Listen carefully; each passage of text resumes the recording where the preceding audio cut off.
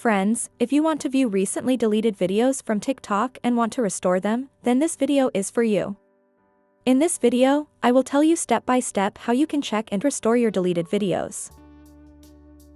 First of all, you have to open your TikTok account and tap on top right 3 lines. After that, you have to click on Settings and Privacy. After that, you have to scroll down and click on Account Center here.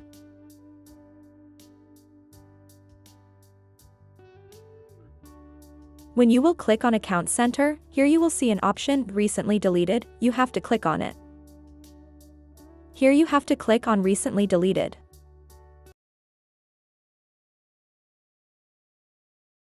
Here you can see my deleted video is available. Here you have to click on it. When you click on it, you will see a restore button at the bottom. You can restore this video by clicking on it. In this way, you can check recent delete videos and restore them in TikTok. Thanks for watching this video.